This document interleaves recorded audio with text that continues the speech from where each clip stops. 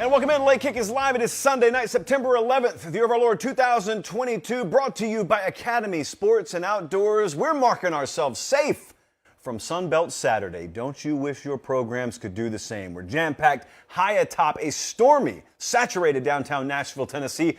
One of the most anticipated shows we've ever had. I have no clue how long we're going tonight, but man, do I have some stuff to say. Ever since this plane landed last night and I got back home, is it a Renaissance season again? I'm just going to put it out there for you. We saw it last year, one of the wildest seasons since 2007 that this sport had seen. But what were we told? The casuals, once they departed for the offseason, said that'll never happen again. You guys aren't going to get that craziness. Did you turn your television on yesterday, folks? Did you see those upsets all over the place? Down goes A&M, down goes Notre Dame, down goes Nebraska, out goes Scott Frost. Bama survives Texas narrowly. We're talking about all of it tonight. Kentucky and Tennessee got the job done.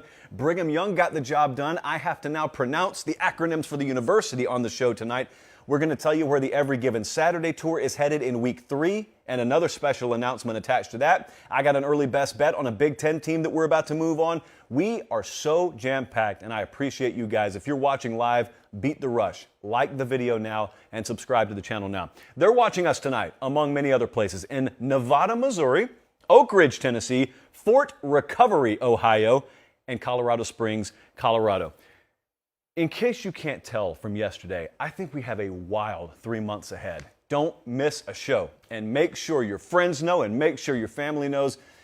If you're kind of turned off with national college football media, or even if you love it and are just looking for a little substitute here and there, this is your college football show. You've been liking our stuff. You've been subscribing to our stuff. I just ask that you do the same. It will always be free as long as you do that. Let's dive into tonight's show.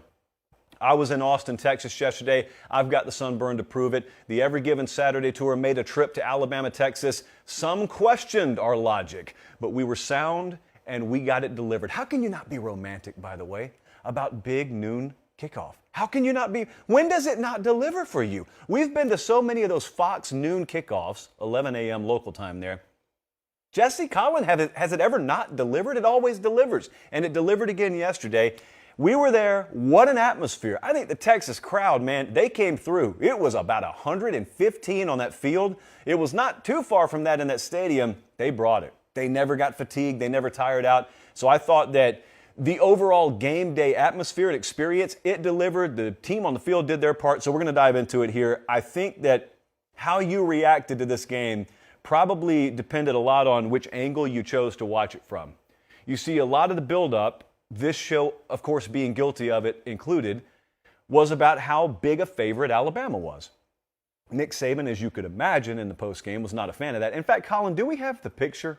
I cannot give you credit because I don't know who took this picture. But in the postgame, I'm in the broom closet that Texas calls a visiting media room. You see Aaron Suttles there, looking sly as always on the front row. You see Terry Saban there in the foreground. There's Nick Saban, I guess, in what we would call the midground. Look at your boy there in the background. I hate that we can't zoom this out a little bit because standing just off to stage left, my right, was Jimmy Sexton. So me and Sexton are just posted up on the wall over there, and Nick Saban's in the middle. I think that could be a Norman Rockwell painting one day. I really do. But that was the scene post-game. That was after Saban's news conference. What led up to that? I think it depends a lot on how you chose to look at it. So back to action. You had Alabama closed as over a 3-touchdown favorite. If you chose to view the game through that lens, then everything was about Alabama not following through on what their capability was and what you expected. But man, if you just viewed it as a football game, where it started 0-0 and all that stuff doesn't matter once they kick it off, it was ultra competitive. It turned out that, even though there were mistakes on both sides, we had a big injury to Quinn Ewers that we'll talk about in just a second. If you look at the box score, which we're showing you here on the screen, very evenly played game. So it all depends on how you looked at it. And I think the angle that you chose, the lens that you chose to look at this game through, it also determines how much you're willing to give credit. Because I look at Alabama, and they certainly fell well short of my expectation. Now, I had expectation for them, too. I thought they'd run away with the game. So there's a lot of apology that I guess I owe Texas, which I'm about to give them because I'm about to credit the program a lot. But also, let's remember now, Alabama won this game by 1 point. Alabama won this game, and it's because of Bryce Young, essentially. When you want to know If you're new to this game and this sport, when people talk about quarterback so much, it's because it's that much more an important position than any other person on the field. And even in recruiting, I've always thought to myself, if I started my own recruiting service, I would just value five-star quarterbacks double or triple what I value other five-star players. Now, as it stands, that's not the way we do it, but that play that we just showed you right there, Bryce Young escaping a sack and probably 20, 25-yard run downfield, probably ended up changing this game. He's just better than anyone else. He's just the best player in college football right now. Easily, well, I'm not going to say easily. He's the best quarterback in college football. If you want to do the whole positional comparison, which is a waste of time, be my guest. He was 15 of 19 for 136 in the fourth quarter alone. That's really when the game was decided. It's when most of them are decided. Will Reichard, kicker for Alabama, was money, as he has been his entire career. I thought Jalen Moody, their linebacker, played an incredible game. Terrion Arnold, who I don't think got the start at corner. He's a true freshman. I guarantee he gets the start moving forward. I thought played the ball as well in the air as we've seen Bama corners play in quite a while. Jahmyr Gibbs ended up being their best receiver, statistically. And that may sound strange to you because Jahmyr Gibbs is the starting running back for Alabama. He had 74 yards receiving. The rest of their wide receiver room had 109. So you're looking right now on the side of the screen at Alabama's receiving totals yesterday. Latu came back. He's a tight end. Jace McClellan's a running back. So you could either look at that and you could say, man, Alabama underachieved, which they did, and we're going to address that. But you know what had a big impact on that? Texas. Texas had a big impact on that. Winning the line of scrimmage, especially DL versus O-line, Texas had a lot to say about that. Crowd noise had a big impact. This was one of the first tests for Alabama going out on the road since 2021 when they struggled mightily in those environments. Data is incomplete at the very least because they looked very suspect, a staggering amount of penalties. They barely had more first downs than total penalties yesterday. Will Anderson, Saban was asked after the game, what did you think? And essentially what he said is, well, aside from critical penalty after critical penalty, played a really good game. Yeah, that's true. If you could erase those sorts of things, Will Anderson did play a really good game. He came up with a big sack, but we're watching some very uncharacteristic stuff in the B-roll from 31 there in crimson and white. So I looked at Texas yesterday because as I went back, I chose to look at the game just through the lens of, 0-0, start of the game. Let's tee it up. Let's go. Texas forced Bama's hand in this game. And there's going to be a lot of wringing of hands and gnashing of teeth about play calling for Alabama, about the game plan they had going into this thing, about how suspect it was. And a lot of that's valid, but I'm going to tell you, I think it all stems from them getting something from Texas that greatly exceeded what they thought they were going to get. I think it's very obvious, and I suspected this going in, that Nick Saban was keenly aware of the environment. He was keenly aware of what the weather was going to be like yesterday. And I think they believed that they could dictate terms on the ground. They did not have to go in and throw the ball all over the place. They had a 2- or 3-headed monster at running back and the offensive line to win on the ground. I think they wanted to condense the game. I think they wanted to shorten the game, and they failed miserably in trying to do that. They could not run the ball. McClellan broke a long run, and I'm not the kind of guy who says if you take away their best play, otherwise they were average. What I'm saying is if you're looking for consistency on the ground, they didn't really have it. They didn't have it. And you can tell by the amount of times that they continued to try and feed it to Gibbs between the tackles, and it was not happening. And all of a sudden, when you get to the end of the game, I saw College Football Nerds, our buddy. I encourage you to check out their channel, by the way. I saw them tweet out a stat earlier this morning that made a lot of sense. I didn't really have the number in my head as I was watching live, but they kept running that play clock down and kept running that play clock down and kept running that play clock down. Bama only had 19 snaps with over 6 seconds to go on the play clock. That part's not Texas. That part's Alabama. But I think what happened is Bill O'Brien knew his game plan going in, and Texas kind of stymies it, and they had no answer. So you can look at an ultra-talented wide receiver room and say, I guess the receiver room is just all overrated, which I think is the wrong take. Or you can look and say, that's more a functionality problem. That's more a scheme problem. That's more a game plan problem. Now, was it an isolated incident, or is that going to be a theme for Alabama moving forward? We'll see. But I look and I think a lot of credit's due to Texas. I don't want to do the whole participation trophy thing, but I do think a lot of credit's due. However, they fought hard against Oklahoma last year and lost, and they lost the rest of the season because of it. This is a huge, huge inflection point for both these teams, really. For Texas, it's an inflection point because they went toe-to-toe with the best program in the country. Whether that's the best team in the country right now is very much up in the air. I know the AP dropped them to 2. We'll see what the JP does with them Tuesday night. Really irrelevant right now because you won't have to know how good they are until December. But in the meantime, Texas went toe-to-toe with them. Texas got a taste of what that national spotlight is like. And I don't mean on national TV. I mean everyone watching, expecting you to fail, and you didn't fail. You lost a game, but you over-delivered in many areas relative to what people expected from you. What do you do with it moving forward?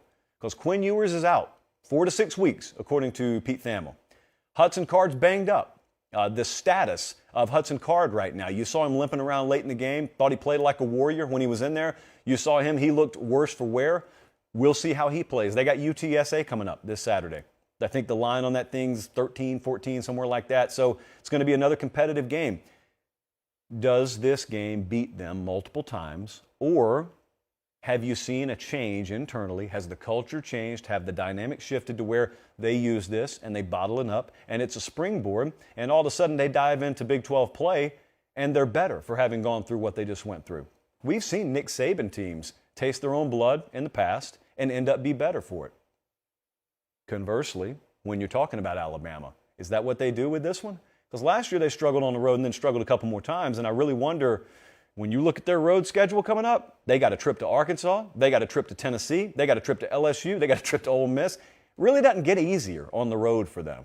Okay, so this is either going to be an evergreen problem throughout the entirety of 2022, or it'll be like one of those years in the past where you see one of those results, and then 2 months down the road you're saying, wow, remember when Bama struggled at Texas? Whew, it's a far cry from what we're seeing from this team now.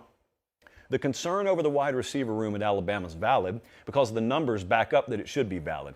I'm in the opposite camp that I've heard a lot of people residing in. I don't think they lack the skill. I don't think they lack the personnel. And in fact, I don't think they lack the top-end speed there. Kobe Prentice can run. Isaiah Bond can run. Harrell can run. They're not being featured enough, and there's a good reason why they're not being featured enough, so I don't pretend to understand the intricacies of their personnel and what a guy can and can't be trusted to do. What I'm saying is that's a developmental problem or a scheme problem. It's not a personnel problem. About 98% of programs in America would trade their receiver room for Bama's in a second in terms of pure skill and talent. So it's not a talent issue. They got plenty enough capable guys in there. Ja'Cory Brooks is plenty capable enough. Jermaine Burton's plenty capable enough. If you can't put them in the right position, if you can't scheme them open, if you can't develop them 6 days of the week to perform on the 7th day of the week, that's you. I'm not necessarily even pointing out a position coach. I'm talking about the offensive coordinator over there as well. So I think one of the biggest themes to watch moving forward this year is you lost the best coordinator you have ever had in the Nick Saban era a couple of years ago. You faced him yesterday. He's the head coach at Texas. You replaced him with Bill O'Brien. Last year, there were some groans, there were some murmurs, but he took you all the way to the national championship game. You had a Heisman Trophy winner at quarterback. Was it because of one in spite of the other? That's the question that Bama fans are still trying to wait to see. But the quarterback I want to talk about the most as we move on from this game is Hudson Card. Hudson Card came in yesterday. Okay? Hudson Card had a battle with Quinn Ewers throughout fall camp. Quinn Ewers is named the starting quarterback at Texas. I think that was the right call. Doesn't matter if I don't think it's the right call. Quinn Ewers went down yesterday. Hudson Card came in. Hudson Card banged up himself, kept Texas in the football game. If you talk to folks around the Texas program, they all love Hudson Card. But anyone who's been in competition knows there are first-row guys and there are fourth-row guys. The first-row guys are the alphas, they're the leaders, they're always in the front of the line. And the fourth-row guys can have varying degrees of skill set, but they're more comfortable sinking back in the pack a little bit. Quinn Ewers is a front-row guy. The book on Hudson Card is he's been a fourth-row guy. Plenty capable enough, he can win you a game, but he's a fourth-row guy. You don't have to always be that way, is what I'm saying. And I am so interested to see how Quinn Ewers recovers, but in the meantime, how Hudson Card uses this yesterday. Because if Hudson Card is able to gain confidence from playing in that environment against that team and playing well enough to win, really, then you could see a Stetson Bennett situation there. I don't mean to correlate it as, well, it doesn't matter when Quinn Ewers comes back, he's not going to start. No, each situation is unique. What I'm saying is you don't have to go back too far to see this, guys. 1 year ago, JT Daniels goes down for Georgia, and they got a backup who no one, myself included, ever expected anything out of. A few months later, he had confetti raining down on top of his head. They won a national championship. His name was Stetson Bennett. The program was Georgia. Hudson Card has got an opportunity right now to lead the Texas program. For how long? Could be a few weeks, could be a few months. That's up to him. But man, it's time for him to step up on the front row. Texas needs it more than ever because that's a team that if you have that kind of play at quarterback can win the Big 12 this year. I thought their defense showed they have made leaps and bounds improvement. You've got a stud, couple of them really in the backfield. You've got an offensive line that more than handled themselves yesterday, especially in the face of what may be the best defensive front they face all year. Can Hudson Card at least hold serve and at most thrive with this opportunity he's been given? That's what I look forward to seeing with Texas because I think he's got the ability. Academy Sports and Outdoors made it possible for us to go to the Texas Bama game yesterday. They made it possible for me to pull a bunch of Academy gift cards out of my pocket. They single-handedly keep the show afloat, and they are your one-stop shop for everything you could possibly need in sporting goods equipment and in life. A lot of you were tailgating yesterday all across the country. A lot of you had those Academy canopies, those Academy fold-out chairs, those coolers. You probably had shoes on you got from Academy. I encourage you guys strongly, if you look around and you get tired of having to pay for content, and then you come here and you see how everything's free, I encourage you to know that that's because of this nice blue logo here. Academy Sports and Outdoors has stepped up for us. They are our exclusive partner. They're our presenting partner. And they said, we'll handle it for everyone. And so in return, I just humbly ask, you need this stuff in your life anyway, make sure you check out Academy Sports and Outdoors. And if you can't get there in person, academy.com. Always happy to run into them. Some Academy reps of ours were in Austin yesterday, so anytime I go to Texas, I know we could have one of those good old-fashioned run-ins. Thank you so much. Boy, is the tone about to change on this show. I'm going to say the score to a game, okay? And then let me take a sip. I'm going to need it. Hold on. Appalachian State 17, Texas A&M 14. One of the biggest days in the history of the Appalachian State program. We talk about winners first on this show, so A&M's going to have to wait just a second, even though I know a lot of you are here to watch what we do with them. It's going to be an uncomfortable segment because we got some uncomfortable things to say. But here's the most comfortable thing. I want you to take a look at some video from Boone, North Carolina yesterday. The game was played in College Station. Obviously, everyone in Boone, North Carolina is tuned in. App State goes into College Station and win, despite scoring 17 points. It boggles the mind. We'll get to all that in just a second. But, Colin, do we have the video of the locals? Once the upset goes down and all the bars and all the restaurants start to spill and all the dorm rooms and all the apartments and whatnot, what do you do if you live in Boone, North Carolina, and you upset Texas A&M? You just spill out onto the street. And if you're watching on podcast, I have to describe huge throngs of people about to converge in the middle of the most busy thoroughfare in downtown Boone, North Carolina. Not the outskirts, downtown. Check out the scene. Can you tell the game just ended? Look at this chick in the middle. Her car gets inundated. Normally you'd worry, mob, uh-oh, don't dent my hood. Nope, she just opens the sunroof and she just vibes along with them. This is thanks to @CluckRyan there on Twitter. This is like video of the year material. This is certainly Pate State material. And this is what makes college football unique and different than anything in the world. And this is why the mantra around here is every given Saturday, because you get special stuff like this every given Saturday. Hey, big congratulations to App State, because not only did they win a game, man, they kind of dominated a game. And this is where it's going to get really uncomfortable, okay? I wanted to lead this off with giving adequate praise to App State, and I want you to watch this video on repeat. If you're watching on YouTube, feel free to go watch the replay and just loop this. It will turn any frown upside down. Sincerely, congratulations to App State. I now want you to think about going back to Friday, and I want you to picture this game, okay? The line on the thing was 17 or 18. So if I were to tell you App State is only going to score 17 or 18, how confident would you have been that A&M wins and rolls? Like, how much money would you have put on A&M to win and cover? I would have been very aggressive. Let me just put it that way. That's the first question. How did they win with only 17 points? And then the follow-up, once we watched that game, I took it in the Austin airport, where there were more App State fans than there were in Boone, North Carolina, by the way. After you watched that game yesterday, and there are some jarring numbers on your screen right now I'm about to get to, so please keep this up for a while, community. I want you to answer me this question, including those of you in College Station, because this is a bitter pill but a necessary pill. What would App State's coaching staff do with Texas A&M's offensive talent? I think you know the answer. In fact, I could fill that blank in with a number of staffs. What would a number of staffs across America do with the talent roster on offense that Texas A&M has? This was a cataclysmic day for Texas A&M football. As bad as you think this was for them, it was probably way worse on so many different levels. Padlock stats, you want them? We got them. Look at the plays. Look at the total plays. I could not believe this when I went back and checked box scores this morning. App State ran 82 plays yesterday. In College Station, Texas A&M ran 38. And of course, that correlates with the time of possession, which is 41.5 to 18.5. A&M did not pass for 100 yards. They did not rush for 100 yards. They had 9 first downs to App State's 22. Where isn't the padlock stat? Sometimes you may look at these scores and you may think, well, A&M must turn the ball over 7 times, and that's how a 17-14 final ended up on my screen. No, they just got worked. They got physically worked. And initially, I look at the 17 on the board for App State and I say, boy, A&M's defense really came to play. They didn't. They really didn't. They got worked too by guys that they outclassed physically so thoroughly. What's the number, Jesse? I mean, listen to the disparity in these programs, okay? Amount of 4- and 5-star players on the rosters.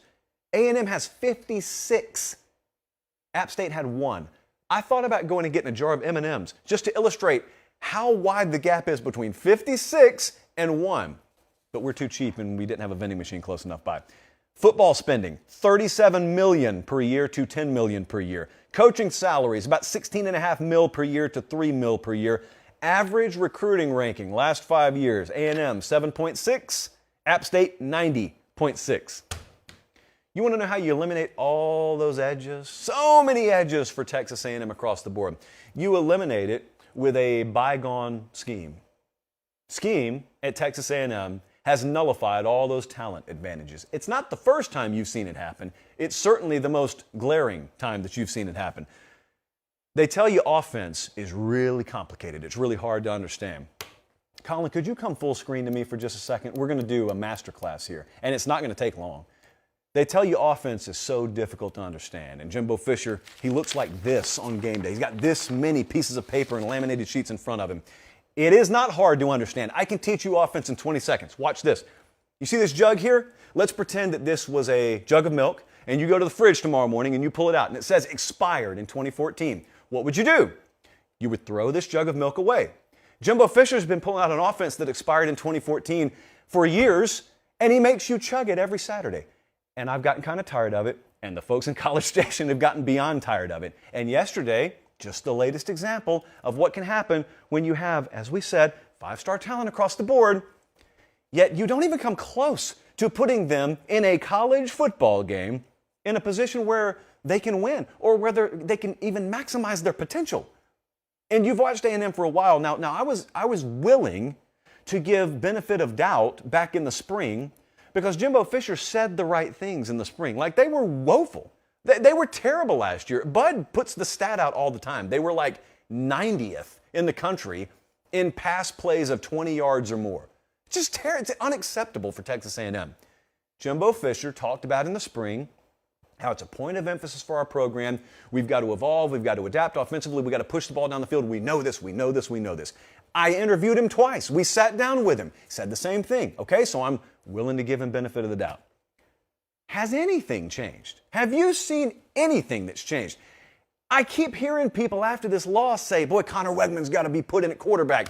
It doesn't matter. Look, the jug says expired in 2014. It's old. It doesn't work for you anymore. It doesn't matter if I put a new label on it. It's still the same product. It's still the same old expired product. That offense isn't radically changing at this point, apparently, regardless of who you put at quarterback. They've got to pull the nose up on this so quickly. They have no time. They got 5 days now before Miami comes in there. Miami's got a better quarterback than they have. And Miami can go in there and beat them. The opening line on that thing is like 4 or 5.5. A&M is favored in the game for those interested. But they've got to pull the nose up on this thing, and they got to do it quick. Because the time for adjustments, that's over. Okay, the time for mixing and matching is over. Look at the horror story in future tense on your screen right now. And if you're listening on podcast, let me spell it out for you. Next games on A&M schedule: Miami at home, Arkansas in Dallas, Mississippi State in Starkville, Bama in Tuscaloosa, South Carolina in Columbia, Ole Miss at home, Florida at home, at Auburn. You get UMass, and then you end the season with LSU. You can lose, aside from UMass, literally every one of those games. Now, the good news is you could also win most every one of them. Do you know how quickly this can go sideways? Do you understand how little patience that freshman class, the highest rated recruiting class of all time, do you understand how little patience they'll have? They're not locked into that place. They came there buying into a vision. The vision that they bought into is a far cry from what you saw yesterday. So you can believe that everyone's there for the betterment of that A&M brand and its brand over self. That is not the NIL era. It is not. I'm just telling you guys. And if you want to see a locker room go sideways, lose this Saturday. Don't change offensively. If you want to see a locker room, if you want to see a program go sideways, if you want to see a nosedive, keep doing what you're doing. I don't know that anyone can disagree with that. I hate it, because I have an affinity for the A&M program, but my goodness, I got a little group text with some A&M buddies. I'm not even being as harsh as they are. This is a little bit sanitized relative to what they've been saying. Nick Saban dealt with this at Alabama a few years ago. Famously, Nick Saban watched his defense get worked a few times by next generation offenses. And he pushed the button in Tuscaloosa, and he made the change, and then Alabama went on a run that probably was better than what they had gone on to that point. Kirby Smart may very well be in the process of sort of overhauling parts of the Georgia philosophy to be more, not offensive-centric, but to have an offense that you can have. Because at these kinds of programs, when you can recruit at the level that Texas A&M can, or Georgia, or Bama, or Ohio State, you get to choose what kind of offense you run. Who in their right mind would choose to do this? Jimbo runs the kind of offense that you should be forced to have to run. They have the luxury of doing anything they want. Saban's doing it any way he wants. Kirby, they just hung 500,000 points on Oregon because they threw the ball all over the place, because they understand. The smart ones, the ones that can evolve, it's not an intelligence thing, it's an adjustment thing. It's a willingness to adapt. They've got it. Jimbo doesn't have it, or at least he has not shown that he has it. You get to do it however you want to. Why in the world would you choose to do it this way? Here's my point. Saban and Kirby, they made, and in Kirby's case, are making those adjustments, and it did not rip their heart and soul out because they're defensive guys. They may not love the way the game's evolved, but they were willing to do it, and all it took for them was, let me go hire the right offensive coordinator. To Jimbo Fisher, do you understand what that means to him? A lifelong offensive guy. He handles the quarterbacks. He handles the play calling. That's him on game day. That's his MO. If he's not serving that purpose, Jimbo Fisher feels lost. And at the crux of it, I don't think you have to be able to diagram a single play on a grease board to understand that that's the reason he's been so unwilling to change. It's his program. He's the head man. And he is afforded, for better or for worse, the luxury of dictating which direction they go, what kind of offense they run. For Kirby Smart or for Nick Saban, it's just as easy as biting the bullet and saying, all right, let's change. Let's recruit a different kind of athlete. Let's prioritize different things. Let's get a different offensive coordinator in here. We'll run a different system. If Jimbo does that, he's basically hitting the flush button on himself. what does he do at that point? It's not his offense anymore. To him, it wouldn't even feel like his team anymore. I don't know that he's willing to make that move. And if he's not willing to make that move, I don't really know what the answer is, because he's locked in so long-term contractually that what do? Do you just resign yourself to always being an 8-win program but paying a guy 11-win money just because you're A&M? I don't think so. They got a lot of money. They're not that dumb. So I don't know what direction it's going to go. I mean, Miami goes in there Saturday. If Miami beats them Saturday, it's already uncomfortable. I don't know that it can get more uncomfortable. I have spoken to some people around the program. I am telling you that true freshman class is not hanging around for this. They are not. They are absolutely not. So it's got to be improved upon, and it's got to be improved upon right now. I appreciate you guys watching live. Since I have my notes all mixed up, I've got to make sure I go to the right place here. Kentucky, Florida. Yeah, let me professionally find it, Colin. It's not that one. It's not that one. It's not that one. It's not that one. It is not that one either. It's this one. Here we go. Okay. They're watching us, by the way, in Beaufort, South Carolina, San Antonio, Texas, and Biggleswade, England is tuned in. Thank you, guys. Especially our friends in Biggleswade. I know it's been a tough week over there for you. Oh, what have I done? What have I done? Okay, there's no easy way to do this. Let me just pull the tooth. I have picked Kentucky to lose football games before, and I've been right. It's just really hard to remember when it happened. So the Apology Tour version 2022 is going to start here. Colin, just keep it on the key shot. I didn't tell you I was going to do this because I didn't tell anyone I was going to do this, but every now and then I've got to give you the most regrettable photo op that I know to give you, but I deserve it. So here we go. I doubted Mark Stoops. I doubted Kentucky. And I've got to apologize to him. And if you're listening on podcast, don't worry. A screenshot of this will have long since circulated for you to see on social media by the time you're listening to this. Here we go. 3-second pause. Okay. I apologize to Mark Stoops. I doubted his program. I doubted the team's ability to go in here. I thought if they did, it would require some things to go their way. Now, in fairness, things did go their way, but that's called football. That's why we watch the games. That's why we play them. Kentucky fans have been very mouthy in my mentions, but they should be. I haven't snapped back at a single one of you because you're right. You're right. You went in there again, like you seemingly do every year, and you beat Florida, and you may very well be in control for that number 2 spot in the East, and you've got Georgia coming to your building way late in the year, and we'll just see how that turns out. But the blueprint for Kentucky to win this game, if you'll go back to the Tuesday show and the Thursday show, needed a couple of dominoes to fall. We needed Will Levis to be the better quarterback in the game, and boy, he was, and he didn't even need to put up all SEC numbers to do it. More on that in a second. And they probably needed to pop a special teams play or win the turnover battle. They did all of those things. So Kentucky still didn't run it very well. They ran it under. In fact, they had a worse yards per carry average than they did against Miami, Ohio. They ran 1.8 yards per carry to Florida's 4.5. But man, Will Levis, when he needed to, stepped up, threw it 202 yards, 1 touchdown. Like I said, not astronomical numbers, not Heisman numbers, but given the way the game flowed and played out, they were good enough numbers. This is why when we went back to week 1 and we watched Florida beat Utah, we didn't bump Florida up over Utah. We didn't bump Florida up as high as the AP did. And it was because we try and walk the line of being impressed with guys like Anthony Richardson in week 1, observing that performance he had, but not drawing conclusions. It's hard to do. I can't even resist it sometimes. But if you were hesitant, then you were validated in week 2.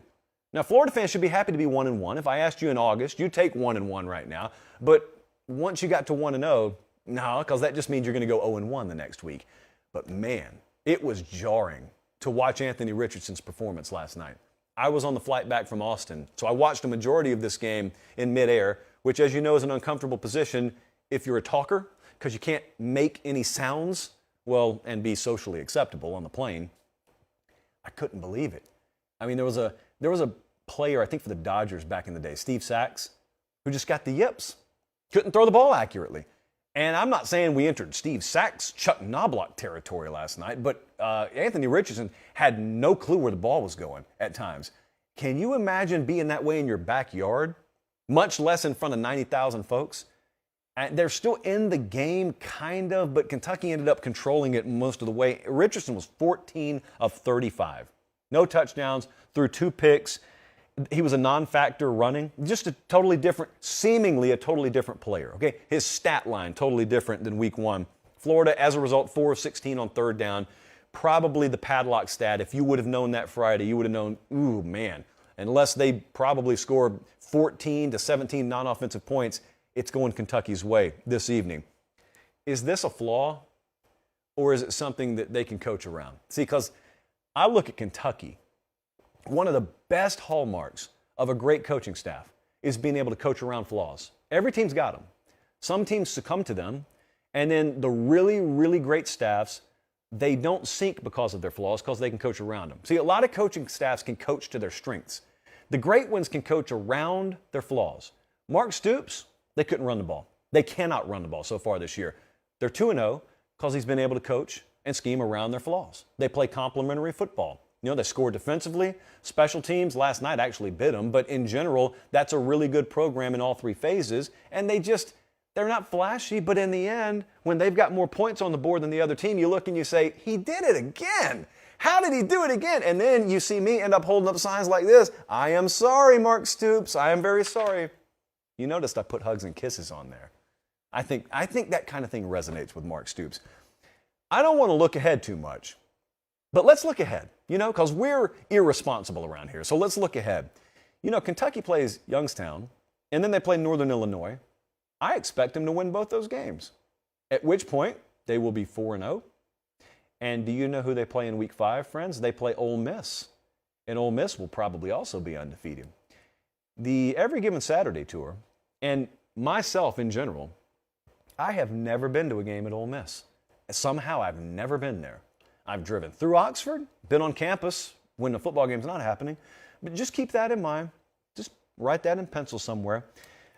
Kentucky is in an interesting spot right now because, like I said, if you can't run the ball and you don't have Bryce Young as your quarterback or you don't have that kind of performance, it's hard to win all the games you play, but think about the language we're using. Think about the rarefied air we're talking about Kentucky football in. If I'm looking right now, I never pay attention to the AP. AP's got them top 10. There's Kentucky football, a football school, football and basketball. Kentucky football sitting there in the top 10.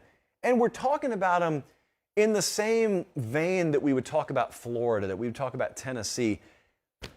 It took until yesterday, guys, for someone to pass Bear Bryant in the all-time program wins list.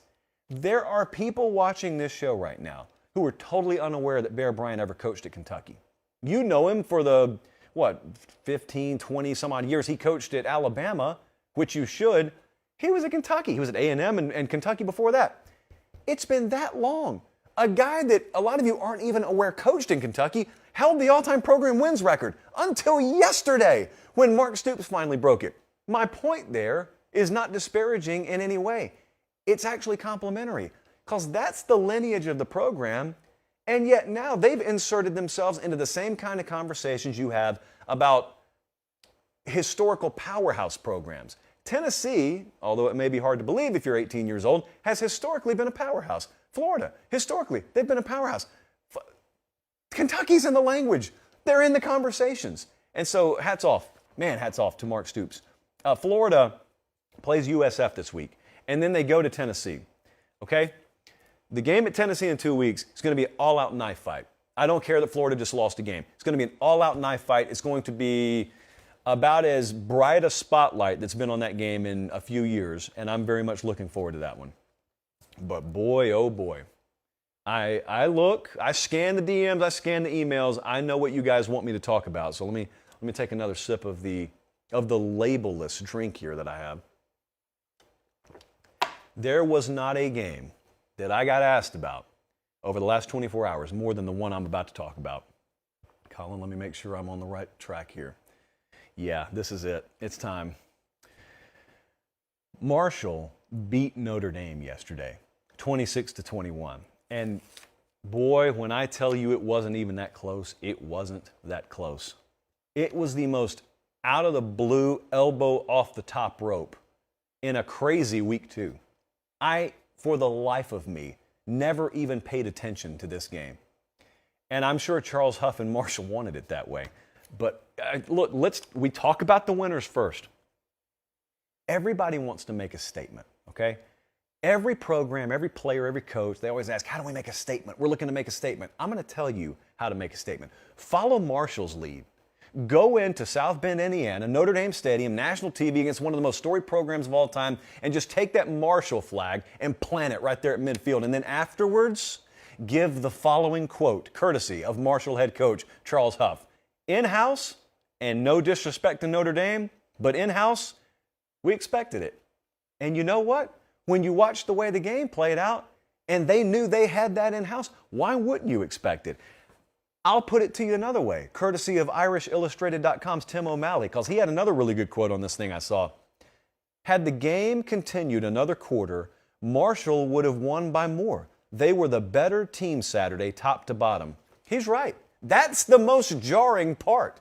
Marshall outplayed Notre Dame across the board. Notre Dame was minus 3 turnovers. Sometimes when these upsets happen and you see the favorite was minus in the turnover battle, you say, oh, okay, so that's the way it happened. They put the ball on the ground, some fluke plays happened. I cannot stress enough, if you didn't watch this, there was nothing flukish about this. Marshall handled Notre Dame, handled them. Both lines of scrimmage, handled them physically. Put them on skates right there in their own building. Notre Dame couldn't run it. They haven't been able to run it all year. They have no chemistry in the pass game, and that's due in large part to a really, really good combo of corners that Marshall has. Again, Charles Huff and his staff knew they had this. It's just most of us hadn't watched Marshall this year. We've seen him now. We've seen Marshall now. There is no special talent at quarterback at Notre Dame. I saw a Notre Dame fan put it like this. You can always count on Notre Dame for some of the most brilliantly articulated metaphors from the fan base. It was, and I'm paraphrasing, quarterback recruiting has been a bulldozer coming at us at 2 miles an hour for the last 4 years, and it finally caught us. And if you followed Notre Dame recruiting, that is so spot on. A bulldozer coming at us at 2 miles an hour. It's been so evident for so long, and yet here we are. And I think Pine had to get put in the game yesterday because QB1 got knocked out. Buckner is out of the game. Look, I don't really care moving forward because they're not dynamic enough at the position. They're like Tim said, there's no cohesiveness between quarterback and receiver there right now. They've got an unproven staff. That's the more uncomfortable part. I was, I think, still at the stadium yesterday when Trey Scott was texting me about this game, and he said, do you realize Marcus Freeman's 0-3 at Notre Dame?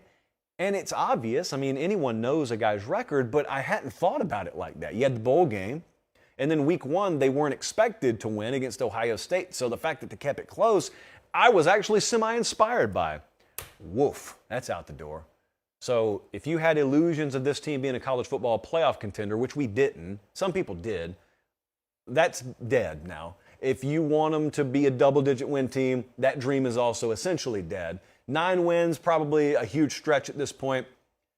The model was much lower on Notre Dame at the beginning of the season, as you'll remember. AP had them 5. We had them 14th. It turns out both of us were still too high on Notre Dame. This is a poor team right now. And they've got Cal coming up. They're favored by, I think, 12 or 13, somewhere around there.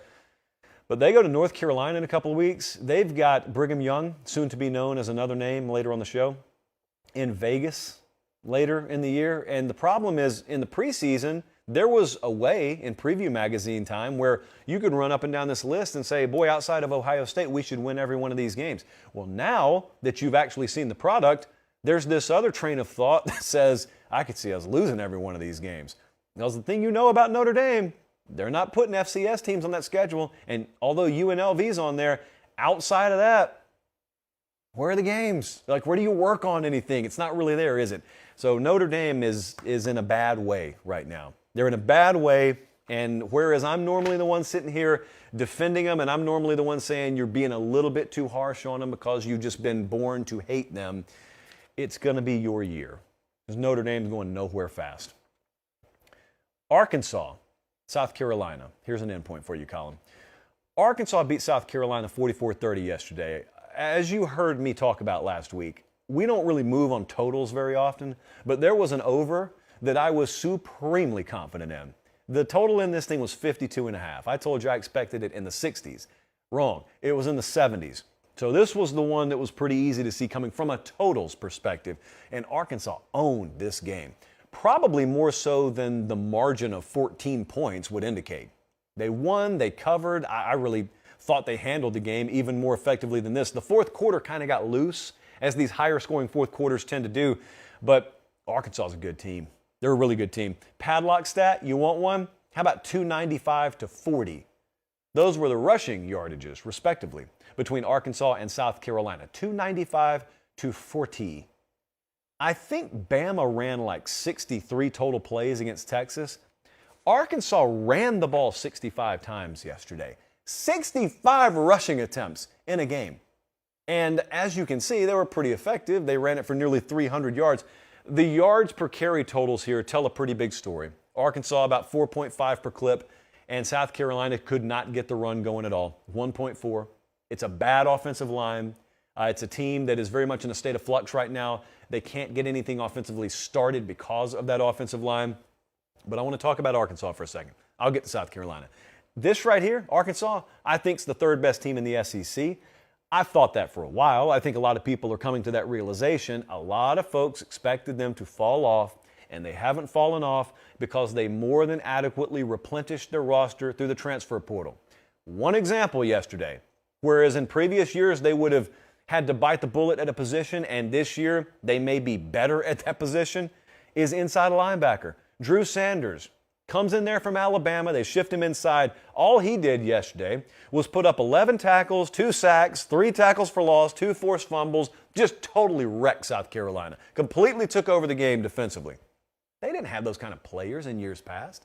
They didn't have access to those kind of players in years past. The transfer portal, combined with the culture they have that's so attractive up there, has made it such that they don't have to settle for falling off at those positions anymore. Wide receiver. It's a really good position for them right now. Now, they have incurred injury at defensive back. Catalan's out for the year. That's a huge blow to them. You know what that means? It just means they have to score. It means Kendall Brow's got to turn it up to 11. He did yesterday. I still think their pass game can be even better than it was yesterday. I just don't think they've had to pull it out yet, but they will. It was imperative they start 2-0. To back up what I'm saying, at least, it was absolutely imperative. And they've done it. And now you got 2 of those games on what is still regarded as the toughest schedule in the country out of the way. And then you just keep ticking them off, okay? Notice, as the season starts to unfold, and we're out of preview magazine territory, now you start to get the true sense of how winnable games are. Texas A&M, week 4. Seems a little different now, doesn't it? Alabama coming into your building. Seems a little different now, doesn't it? All of a sudden, as you get a little deeper into the year, each individual week, you can paint a little bit more realistic picture of Arkansas winning the game. And the point is, as it always has been and always will be, you will never have to play 12 teams on a Saturday. You got to play one of them. And Arkansas is taking care of the first 2, and they're going to have a shot to beat everyone they play. That includes Bama when they come in there. There's no team on the schedule they can't play. There are multiple teams that can beat them. So it's just one of those 1 week at a time sorts of things. With South Carolina, see, now they enter territory that was worst case scenario. Well, worst case would have been losing to Georgia State. And trust me, after yesterday, we take nothing for granted in this sport. They beat Georgia State. Okay, they lose in week 2 yesterday to Arkansas. They got to go home and play Georgia. And they don't have answers for what Georgia's going to bring. Williams-Brice Stadium will be on fire. I have no doubt that all the externals that can tilt things in their favor will be handled, because those folks settle for nothing less up there. Really hard place to go. The problem is, it doesn't matter how loud your crowd is if you can't block and you can't give your quarterback time. And right now, I think Spencer Rattler, if you're watching him, there's inconsistency, there's overthrows, there's all the things that you would attribute to a guy that's new in a program and does not have a consistent offensive line in front of him. I'll put it a different way. They got a poor offensive line right now. And I think that they're going to have to start mixing and matching there. And this is the last time in the world that you want to be doing that during the season. But they got no run game, poor offensive line, and they got a bunch of teams in front of them that are going to be able to exploit that mismatch. And this is really quickly where you get into that territory, like we talked about in the preseason, where you may feel like you've made strides as a program. But you can make strides all over the place. If offensive line's not one of them, that's one of those places it's hard to coach around that. Unless you've got all-world talent elsewhere, and even sometimes if you do, it's hard to coach around an ineffective offensive line. No one's got the scheme for that. No one's got the playbook for that. And so they're going to have to find a way. And I don't know what the way is. They're going to have to find a way. Georgia on deck. Georgia opens, boy, that was a big number, 24.5, I think. Think about that. Going on the road in the SEC. And Georgia, those are Bama numbers. Since my friends over on Dogs 24/7, they love it so much when I compare those two programs. There's a reason. There's no one else I can compare Georgia to. It's just Bama. Those are the only ones that sort of tit for tat these numbers that you're starting to put up there and numbers you're starting to be favored by. Is it time, Colin? Is this the time of the show? It's time. Okay. I'm excited. Sometimes we wait until the end of the show to talk about where we're going. But since we've already talked about some of the possible candidates for this week, and we're fresh off a trip to Austin, Texas yesterday, where, again, I just tossed a prayer up before, thanks that we got an 11 a.m. kickoff so I could be back in Nashville by sundown. God bless Big Noon Kickoff. Where are we going? The Every Given Saturday Tour, Week 3. We've been to Fayetteville, we've been to Austin. Where are we going? It was made very, very simple for me after yesterday. Miami and Texas A&M, strong contender. You can't do what you did against App State and have the Every Given Saturday Tour come to town.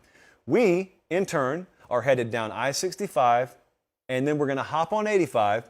We're going to Auburn, Penn State at Auburn for Week 3. And not only that, we, via a partnership I can tell you about later in the week, are taking the show on the road. So we are actually going to do the Thursday night show live, I want to say from right outside Jordan-Hare Stadium. So, yeah, I got to get the details on that. I know we've got a show this Thursday live from Auburn, Alabama. I know that. I know we were at this game last year in State College, and we saw a classic, and we saw the whiteout environment, and I know good and well, because I grew up 45 minutes away from Auburn, I know folks down there have been salivating at the opportunity to get Penn State in their backyard. Because, see, everything folks told those around Auburn about the Penn State environment was accurate. I was there. I witnessed it. I'm still talking about it a year later. I can tell you folks at Penn State, you've probably heard people talk about LSU. You've heard people talk about the Swamp, and they should. Those places are incredible. You'll find out about Auburn on a big game day Saturday. You'll find out about that place. You ask Georgia and Bama, who have had far superior teams go in there before and succumb to that environment.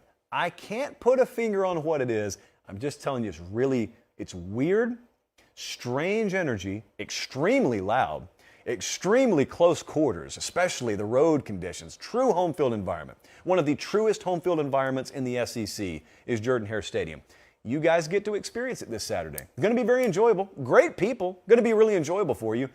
A lot of things to see and do. But man, Penn State opens as a 3-point favorite, by the way. So we've seen 2 one-possession games so far on the Every Given Saturday Tour. That's the position we try and put ourselves in. Some of you doubted us last week going to Bama-Texas, but we saw how that turned out. So we're looking forward. I'll have more details later in the week about the live show Thursday. We've never done that. I mean, we've done one in LA, but it was at Elite 11. So yeah, a real live Thursday night broadcast on the road. Look at us. Just look at us. Whomst have thunk it? Let's get back to things. Boy, we got an unfortunate thing to talk about here. Unfortunate but necessary, I guess. Georgia Southern took down Nebraska last night, 45-42. The dew was not even off the grass in Lincoln this morning before Scott Frost was relinquished of his duties as head coach at Nebraska. Or, to put it a different way, he got fired. And you might be thinking to yourself, well, duh, everyone knew he was going to get fired. Yeah, they did. Do you understand what firing him now meant? Today it is September 11th. In 3 weeks' time, his buyout was going to reduce. Scott Frost was so bad, and this program was so lost and off the rails, they decided to pay him an extra $7.5 million to save 3 weeks' time. I don't really know what to say, because I don't care how flush with cash you are. $7.5 million is a lot to everyone. Everyone. And normally, people who have accumulated that much wealth have done so because they know the value of a dollar. I say all that to say you got to be really bad to have 3 weeks of your presence be worth $7.5 million to get you out of the room. But that's where they were at Nebraska. I got to give a ton of credit to Clay Helton and his coaching staff. There was a buzz all week. I should have talked about it more. On Friday Night Lines, if you were watching, we threw that one onto the Ramen Noodle Express. We waited for it to get to 23. We actually got 23 and a half. Turns out we didn't need any of the points. But there was a buzz around Statesboro, Georgia, I'm telling you, all week. And there was good reason, because they knew they had a shot. We had seen Nebraska. They had seen Nebraska. Clay Helton, I don't know that some of you even knew he had the job there, former Southern Cal coach. But you saw him last night, didn't you? And you saw him winning. Didn't get many of those big wins at Southern Cal, but man, he got one last night. So good for Clay Helton, good for Georgia Southern. That's a really proud program over there. We don't get to talk about them a lot on the national scene, but it's a unique culture there in Statesboro, and it's 642 total yards. I had not actually looked at the box score until just now. Colin, how could you do that? Are you telling me Georgia Southern lost the turnover battle 2-0 and still won the game? Okay, anyway, Scott Frost is out. Here's I guess the least mean thing I can say now that this is decided. He was there 5 years. Well, Scott Frost had just entered his 5th year at Nebraska. At no point in that time could you ask me what the identity of Nebraska football was and me confidently have an answer for you. And that's the long and short of why he's no longer the head coach at Nebraska. I got nothing against him at all. I, like about 99% of the college football public, thought it was a good hire. He was doing good things at Central Florida. He was coming in to resurrect a program. And so 4-8, 5-7 first 2 years, 3-5, I guess if you thought maybe for some reason COVID disproportionately impacted their program, you could write that off. But 3-9 last year, and then they start this year the way they did. I mean, I remember looking at their schedule and thinking, okay, they're going to be favored by a couple of touchdowns against Northwestern.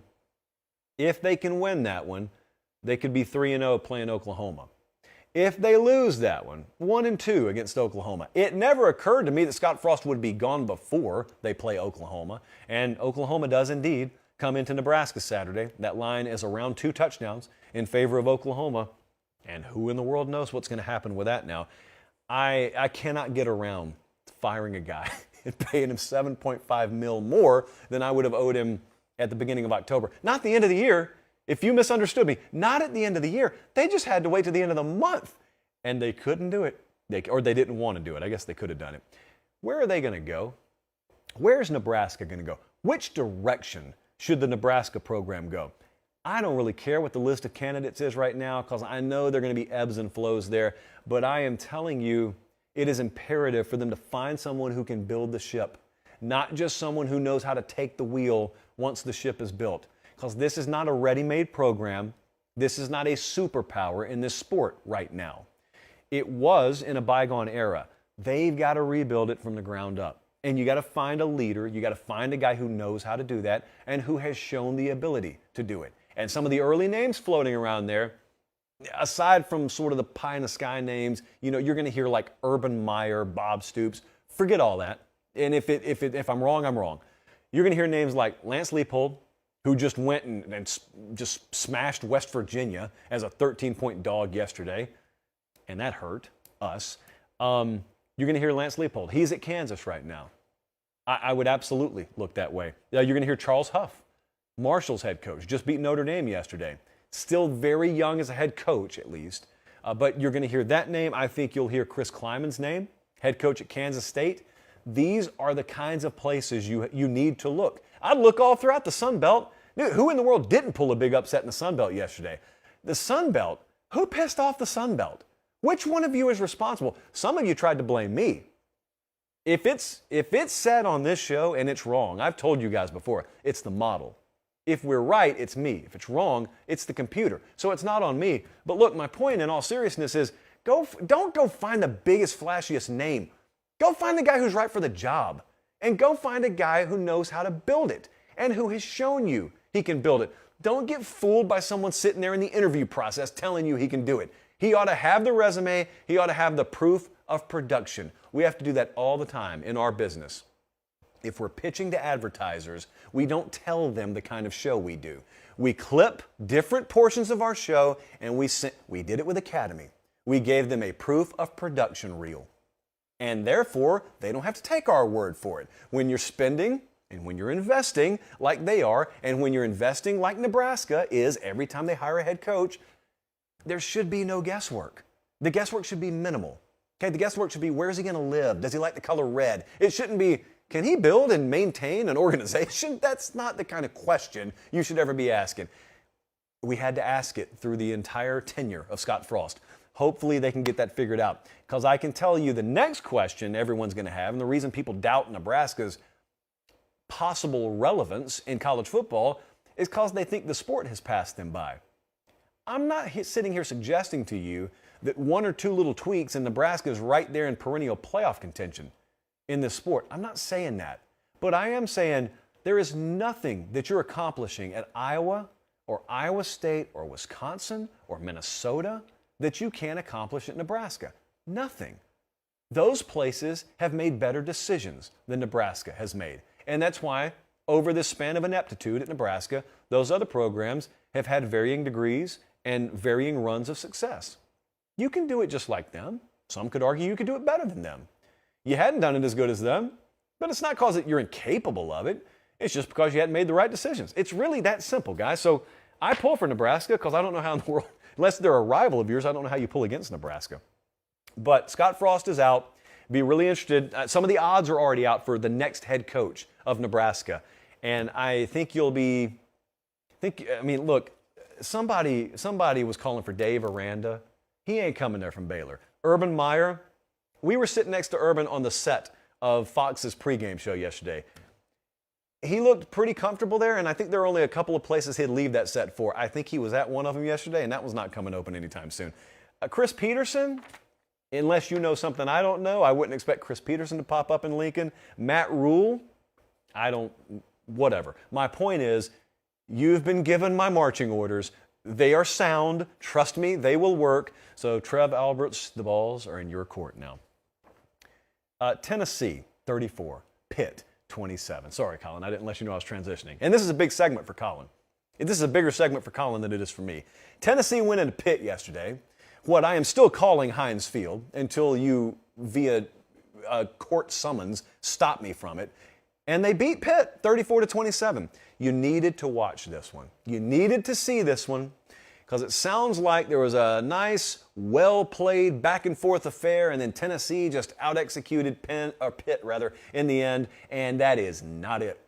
Tennessee was bad offensively. Tennessee was bad on special teams, and they won the game anyway. And I'm mildly surprised they did it, but they did it via a method that they could not have done it last year. That's the biggest takeaway here. Defense, print this headline, defense won Tennessee a game. How about that? They talked about their depth. They talked about how much better they were. So Josh Heupel said, you'll see. I don't think this is how he wanted you to see it, but we did see. So hats off there. There were self-inflicted wounds all over the place. I don't know how many ways you can try and give away a game, but just go watch this yesterday and count them because Tennessee explored every single one of them. Hendon Hooker was off. There were critical drops. There were all kinds of different ways that you could try and lose a game. They still won it. So if you listened Friday let me not say listened. If you looked at all the ways that Tennessee committed self-inflicted wounds in this game, if I showed you a list of all the things that happened, if you showed me that list, I would have thought Pitt was going to win this game by 3 scores. That's what I would have thought. So the fact that Tennessee still won the game is kind of mind-boggling to me. But they did. They won anyway. And the Pitt run game was largely held in check. They had a 76-yard run yesterday. It was kind of like the Bama run game.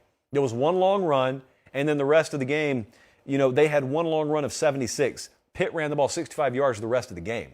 So Tennessee's defensive front held up. Tennessee's defense owned the line of scrimmage. They had like 24 quarterback hurries. And Keaton Slovis was knocked out of the game. So you had the backup in for Pitt. It comes down to how many different ways you can win. A lot of times in this sport, that's what it comes down to. How many different ways can you win? And I know at some point this season, or at least I think I know. I think I know at some point this season, like I said with Ohio State the other day, I think Tennessee will be able to win a game offensively. I think there's going to be a time where Josh Heupel can look at his offense and say, go win it for me. I think there'll be times this year where special teams are a strength for Tennessee. In the meantime, if it took that kind of performance for me to figure out they can win a game defensively, they're going to be all the much better for that. So I know it was ugly yesterday, but are there ugly wins for Tennessee right now? Given what we've gone through recently, I don't think so. Keaton Slovis, like I said, for Pitt, was knocked out of this game. I don't know his status. I haven't seen an update there. Look, Pitt played a down-to-the-wire game in week 1. They played a down-to-the-wire game yesterday. I mean, you play that out 1,000 times. They're a 1-1 team. That's what they should be. You could say they could be 2-0, or they could be 0-2. They're a 1-1 team. They go to Western Michigan this week. They got Rhode Island, and then they really dive into conference play. It's a good team. Okay, we don't think that they're as good as the AP thought they were. We've had them ranked in the low to mid 30s. That's still where we have them power rated. And so there's a little step back that was going to be taken this year. I think they have taken a little step back. Really solid team, not a great team. I don't think they're going to contend for the ACC championship. But then again, that's relative to what the ACC is. Okay, I can't just sit here and say that in a vacuum. It's relative to what the ACC is, because it's still a good team. So if you just got a bunch of good elsewhere in the ACC, then never mind. Pitt can contend for it. But in the meantime, excited to see Tennessee be able to in an ugly game, do what they did yesterday. Okay, I need to point out a few more things here. And none of these things are going to take like 5 minutes, but there were so many games yesterday that I can't go without, for instance, mentioning Oregon State played Fresno. And I have told you, I've whispered to you a couple of times, now I'm just going to outright say it. You need to pay attention to Oregon State. They beat Boise in week 1. They beat Fresno yesterday 35-32. I can almost be certain that you did not see the end of this game. And hats off to you if you did. They're down at the goal line. And they're down, I want to say, 32-29 or something like that. Yeah, that checks out. So there's like 3 seconds on the clock. They're on the 2 or 3 yard line. And you would think, okay, field goal, we're going to go to overtime. They just ran it. I'm talking about like run a play, game's over if you don't get the touchdown. And they just ran it into the end zone like a true walk-off touchdown. And Jonathan Smith and Oregon State, man, they're doing all the right things. They're 2-0. Fresno goes to USC this week. Now, Southern Cal, I'm about to talk about in a second. Fresno, back against the wall, wounded animal mode. You just watched USC torch Stanford 9 ways from Sunday, and that line opened at 12.5. Southern Cal at home, minus 12.5. Just be careful there. Fresno, good team. Going to be a lot of positive press clippings on the West Coast about Southern Cal this week. Here's the part of the show that I have looked not so forward to, because it means that I have to change something about the diction on the show. BYU beat Baylor, not Brigham Young anymore. I made a promise to you guys last week. If you beat Baylor, I'll stop with this Brigham Young nonsense. I cannot pronounce the acronym. I sound stupid when I do it, but you know what? I look stupider for picking you to lose, didn't I? BYU 26, Baylor 20. Down 2 receivers were the Cougars. That's my escape hatch. Just say the mascot. And they won anyway. The defense wrecked things. They had 4 sacks. They had 6 tackles for loss. This was a gut check win for BYU. They went into Waco last year and got run all over, and they were able to stand up this year. They had the better quarterback, and they won the game. And they did it in overtime, and my hat's off to them. They go to Oregon this week, and Oregon has opened as a 3.5-point favorite. What do you think about that? It wasn't but 2 weeks ago you watched Oregon get splattered down in Atlanta, and you've seen BYU there. A lot of you like them. I don't know why you wouldn't at this point. And they're going to Eugene, 3.5-point dog. Are you taking those points? We'll talk about it later in the week. USC looked really good yesterday. I watched a fair amount of this game on the flight home. USC beat Stanford 41-28. USC only had 8 third down plays, not 8 third downs, or first down. They had 8 total third down plays in the game. Why is that? Well, it didn't because they didn't have the ball. Look, they had 505 total yards of offense. It's because they had 12.6 yards per pass. Caleb Williams was so effective, they were rarely getting to third down. That's usually a pretty good sign. The entire stat sheet for Southern Cal is transfers. Everyone who did something yesterday offensively, transfer. They look good. And because there's so many new pieces, I think it's fair to say you're only just starting to see glimpses and flashes of what they can be. Now, defensively, they're still going to give up some points, but, man, they looked better earlier yesterday than I thought they were going to look. I thought that game would be more competitive, and Southern Cal was never not in control of the game. So, like I said, they've got Fresno at home this week. They're about a 13-point favorite. That's one to watch. You obviously know the skill level. Like, you know the talent they have. It wasn't and isn't going to be an issue of that. But the cohesiveness, how quick can you get all those pieces together? This is kind of like the first Apollo mission. Like, it's uncharted territory to put together a college football team like this.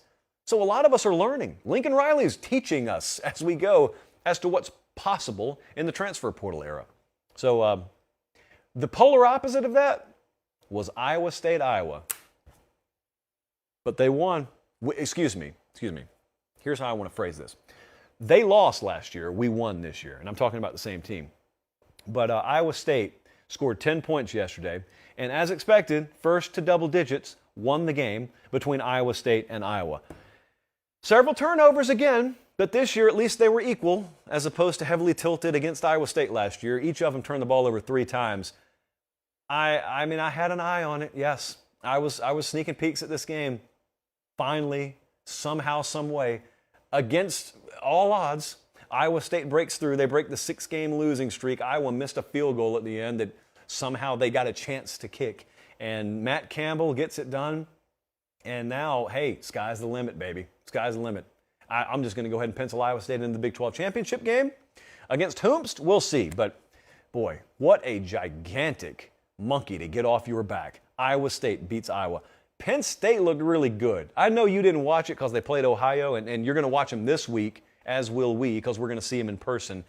Penn State played Ohio yesterday, and they flexed a lot harder than they normally do in these spots.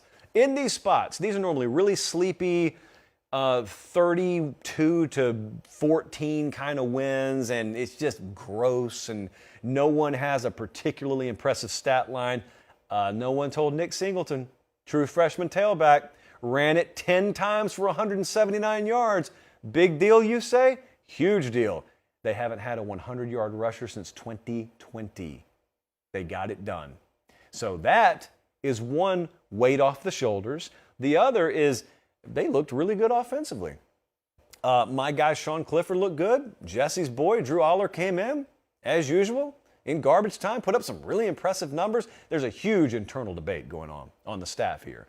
My vote counts as 2, so Sean Clifford is still the quarterback there based on our internal polling. But they've got 2 really good quarterbacks there in all seriousness. So Penn State, they looked good yesterday. I'm not going to do a breakdown on the Penn State-Ohio game, but Penn State opens as a 3-point favorite on the road in Jordan-Hare Stadium. Out of conference time this week. 3:30 Eastern, 2:30 Central on CBS. It's Penn State at Auburn. We're going to be there every given Saturday tour. Looking forward to it. Hawaii got splattered as expected yesterday. Also as expected, J.J. McCarthy did the splattering. Check out this stat line. 11 of 12. The drop accounted for the 12th. So he was perfect yesterday, was J.J. McCarthy, starting from Michigan. He did everything and then some that it would take to get the following announcement. Courtesy of Michigan head coach Jim Harbaugh, J.J. McCarthy's our starting quarterback moving forward.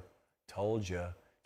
I don't think this was hard to see coming, but told you. So we got what we expected from an otherwise very unnoteworthy Hawaii Hawaii being drubbed by Michigan.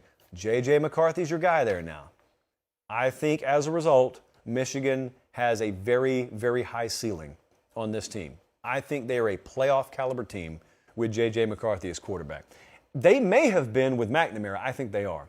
They're that caliber. Whether they make it or not, there are all kind of bounces of the ball and injuries that can impact that. But it's a really good team. Lastly, just out in the middle of nowhere last night, out in the desert, Mississippi State 39, Arizona 17.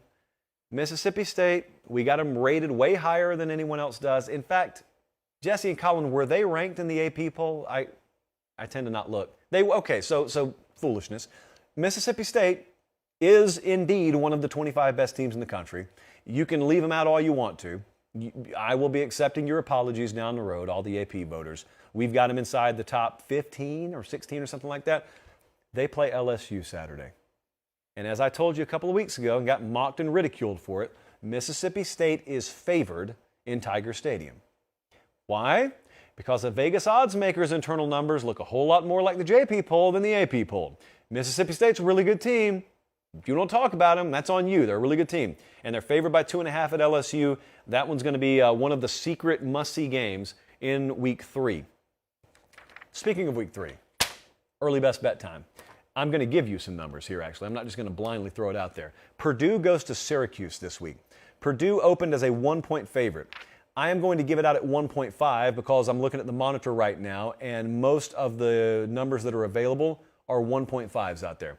Purdue at Syracuse, early best bet on the Ramen Noodle Express. Purdue minus 1.5. I appreciate you guys so much being tuned in. I mean, I know without even looking, we set new viewership records tonight. Had who knows how many watching live. Do me one quick favor. Most of you already have. Like this video. And if you haven't already, subscribe to this channel. And it's free for all eternity if enough of you do that. So it's free now, and we're able to do what we do and go where we go because of you, and I know that. Trust me, I know that. It's not my dashing good looks, I can assure you. It is you guys carrying the show. Not single-handedly, because there are tens of thousands of you, hundreds of thousands of you, but I appreciate it. So we are going to be back here Tuesday night, same time, 8 Eastern, 7 Central. We will have full predictions and breakdowns for all of Week 3. Until then, for producer Jesse, for director Colin, thanks so much to our friends in Austin, Texas. Great hosts this week. I'm Josh Pate. Take care. We'll see you Tuesday night. God bless.